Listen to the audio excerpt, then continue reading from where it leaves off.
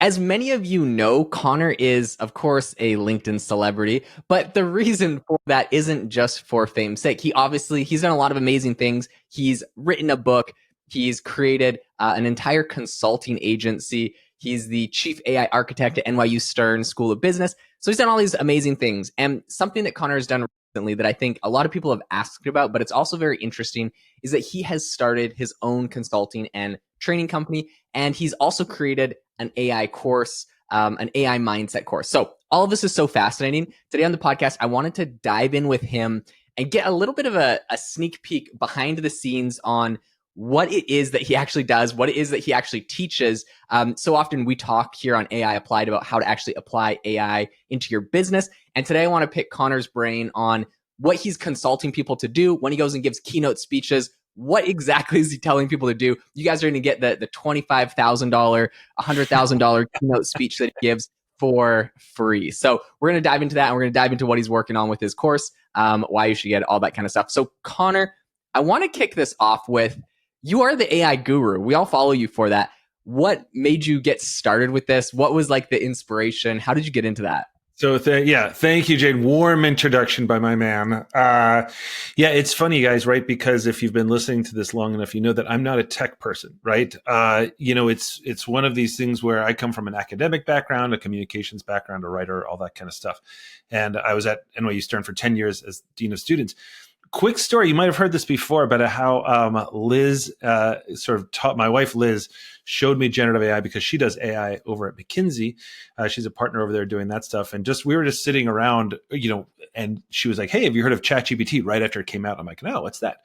And she's like, and she told me the website. I opened it up. I was like, well, what do you do? And she's like, you just ask it anything. And I'm like, well, like what? And she's like anything. I'm like what? And she's like, Connor, just ask it something, right? So I was like, okay, right. So I had no idea what to do. And like everybody else, I'm just like, oh, what's blah, blah, blah. And then I'm like, explain string theory. And within minutes, I was like, holy cow. I went down a rabbit hole. And after like 4 hours of sitting with this thing, I basically called up the dean of the school and I was like, we need a program on this. Like, this is insane. And he's like, yeah, I've seen this thing too. Okay, what do you want to do? I'm like, look, let me just create a program real quick or something like that. So I basically did that, started teaching people, the MBA students, the faculty administration, things like that. But the crazy thing was that two things that were really strange to me is that number one, I started going to classes to learn like machine learning, AI, all that kind of stuff, and found very quickly that I wasn't applying any of it to really mastering, generative AI like ChatGPT. It just wasn't helping. It's not that it wasn't interesting. It wasn't adding anything.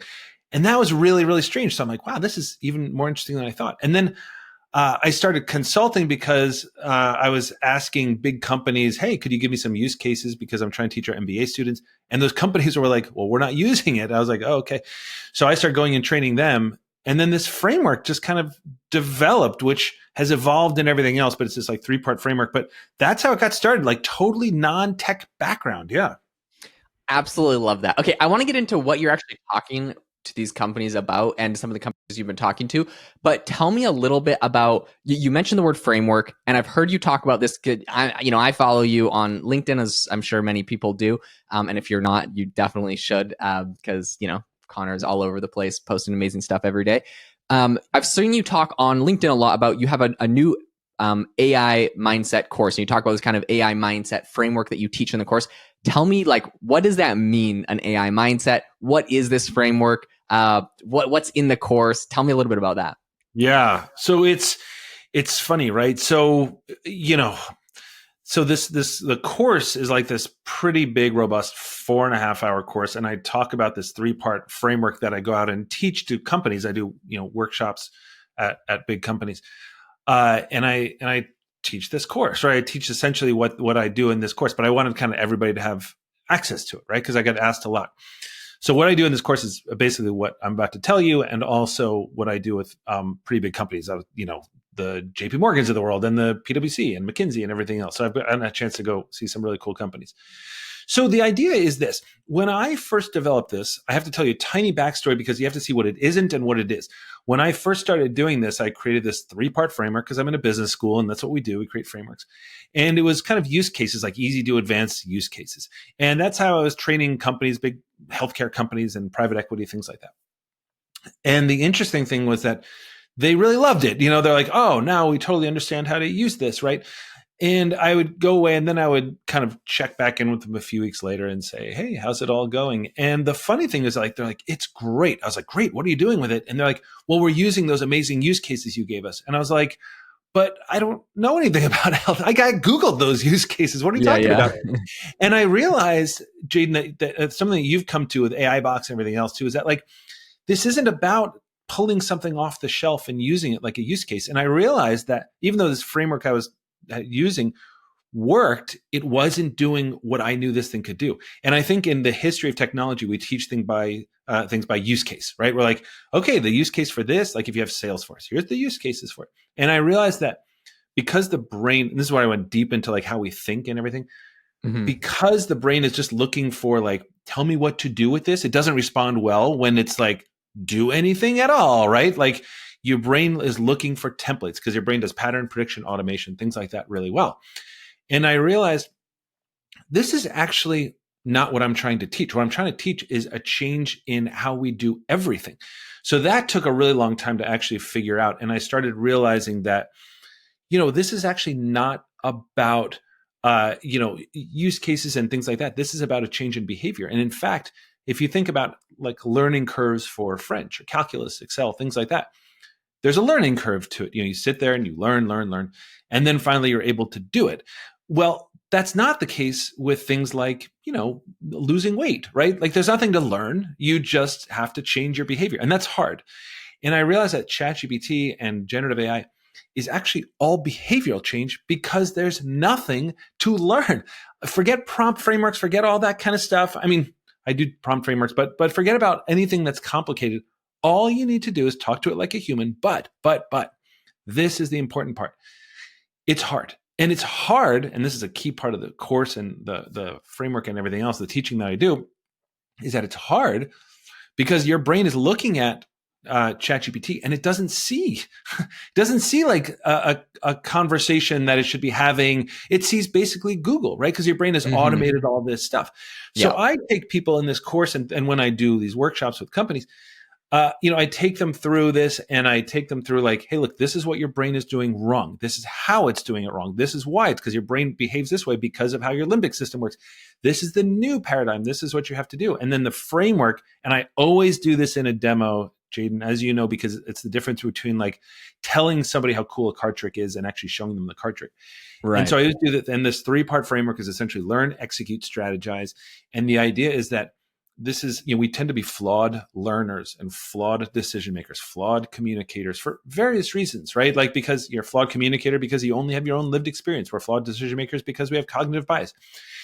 And essentially what I do in this course is instead of use cases, I'm like, and of course you have to use use cases to demonstrate it, but to think like, we're not going to think like, here's what sales does. Instead it's how do we make decisions better? How do we communicate better? How do we execute on things better? How do we strategize better? All that kind of stuff. And it's this learn, execute, strategize framework. Sorry, long answer, but that's kind of how it got there. Oh no, I love it. I love getting into the nitty gritty. I think that's what people want to hear is exactly how this is working. So tell me a little bit about the difference between you've done a lot of keynotes. You've went and spoken to JP Morgan, ServiceNow, McKinsey, PwC, Pfizer, a lot of other huge companies, hedge funds, all sorts of people, right?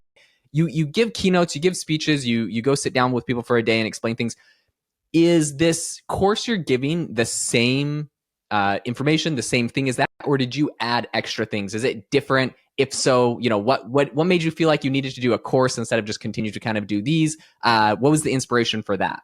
Yeah, I mean, first of all, it's just access. Like, not everybody's sitting in the room when I get to do those workshops because for a lot of times it's senior leadership teams at large companies, and even when I do keynotes, you know, you're limited, right? It's like you have like 45 minutes.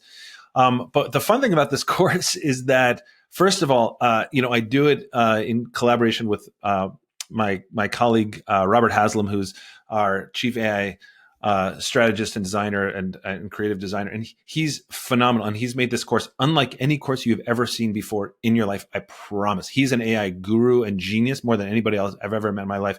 And so he's created this highly interactive thing where everything has interactive worksheets and you're watching things morph behind. It's just wild. It's wild. So it's not like a webinar at all. You have to just check it out just for that.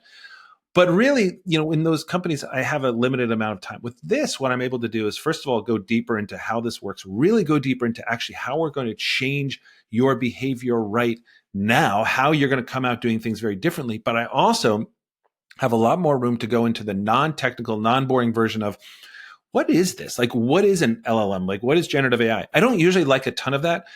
But as a non-tech person, it's fun to talk about, like, why does it hallucinate? And when you're uploading data, what's actually happening to that, and describing it in terms of, like, like Legos and things like, but in a non-technical way, because I was learning about this 2 years ago myself. And so I get to go much deeper into helping people understand so they can sound smart at parties, which I wanted to do as well. Also deeper on how the brain works, deeper on these demos. I demo like tons of different tools, which I never do in workshops because I don't want people to get distracted. And the other thing that I do is go through all these prompt frameworks that I've created for myself, not the, assigned it a role and blah, blah, blah, like that, which, we all have one of those. I throw in one of those, but more like, hey, how does OpenAI approaches? What's the HTG framework? What's what I call like the Bezos in the corner framework? What's like the what I call the Costa Rican tourism board framework? What's like and I've been creating these over the years, or over the last 18 months, and so I illustrate all of these things. So anyway, I get to go really, really deep, demo everything you've ever heard of, and it's super fun. I love that. I think that there's so much value in that. So that was kind of my assumption, is that's what people love so much about it. And I do think it's so important, explaining how these things work, because even I am still learning. Like, for example, today I was talking to one of my developers, and we were trying to add a new feature for our upcoming launch of AI Box. And we're talking about like PDF uploads to chat and to models and stuff. And we came to the realization, neither of us knew this, that when you upload a PDF to ChatGPT, it's not like this magical thing that can just read the PDF and respond to you, like it's like an eyeball that can see it. It's literally just running the PDF through a software that takes the text out of it, puts it into a text document, gives it to ChatGPT. Same when you do like the voice talking with ChatGPT, all it's doing is just like voice to text and then sending the text over. And even if you do videos with some of these different models, it's just taking the transcript of the video. So there's so many things that I feel like I'm constantly learning. But as soon as you figure that out, it helps me so much better understand why I'm getting a certain response, what the limitations are, and how it's working. So I think you go really in depth and explain a lot of that stuff really well, which I think is phenomenal with the course. I'm excited. The thing that I was blown away by, Connor, and talk to us a little bit about this. You've had over 350 people that have bought this thing already. The reviews have been absolutely amazing. What's like the number one thing that you see in reviews that people appreciate or like about the course? Yeah, I mean, thank you for saying that. Yeah, it's got super grateful for the response. We only launched a couple of days ago, and the response has been great.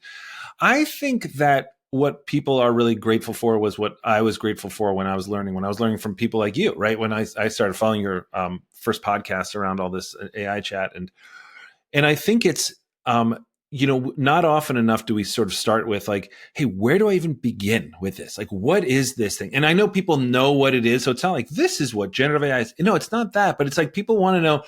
I need something to get me through this. Like, what kind of like trail of breadcrumbs am I supposed to be following here? Because there's an assumption that we are treating this like a tool, like Salesforce or something like that, where you get it and then you learn, and then you use it. And it's much more like analogy I use in the course is like a treadmill, right? Like if I get a treadmill and I get on that treadmill and I run, and 5 minutes later I want to get off the treadmill, it's not because what I tell myself is like, oh, I got to go grocery shopping or whatever. No, it's because my limbic system is actually saying, well, I'm not prioritizing this. I'm prioritizing quick rewards, and I'm prioritizing conserving energy, and that's better done over in the living room watching Netflix with popcorn, right? I mean, like that's how your brain actually works, right? So, but when I get off the treadmill, I don't think, oh, I better learn more about this treadmill. Like, I don't like flip through the manual or get out a screwdriver or something like that.